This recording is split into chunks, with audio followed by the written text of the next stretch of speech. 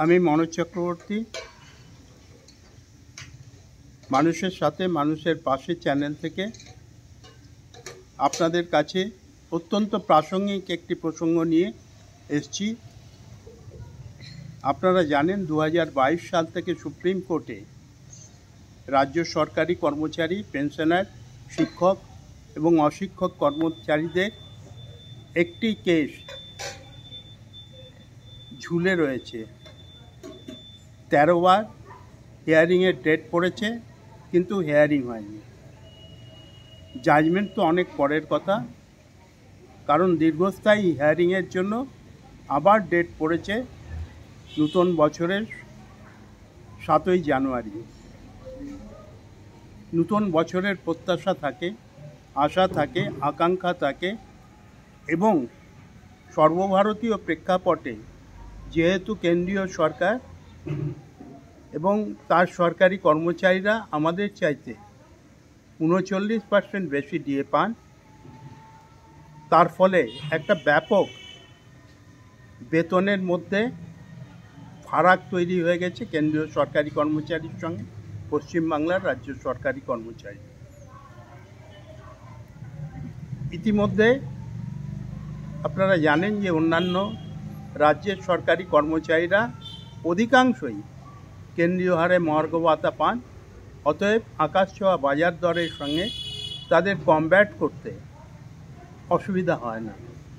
অনুরূপভাবে রাজ্যের সরকারি কর্মচারীরাও এটা পেতে পারেন, এটা মহামান্য কলকাতা হাইকোর্ট রায় দিয়েছেন। এই রায়ের বিরুদ্ধে রাজ্য সরকার সুপ্রিম কোর্টে গিয়েছেন এবং 2 বছর এটা কেসটা ঝুলে আছে। 13 বার হিয়ারিংয়ের ডেট পড়েছে, কিন্তু হিয়ারিং হয়নি। আমি বেশি প্রত্যাশা করব না, আমাদের প্রত্যাশা একটাই যে হিয়ারিংটা শুরু হোক। জাজমেন্ট তো পরের কথা। আমরা জানি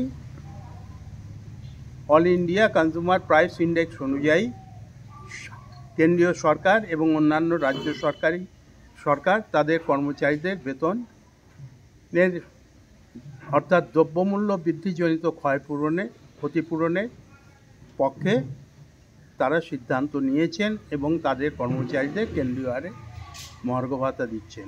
আমরা ঠিক এইটুকুই আশা করি, এর বেশি প্রত্যাশা এই মুহূর্তে আমাদের নেই। হিয়ারিং হোক, 1 নম্বর।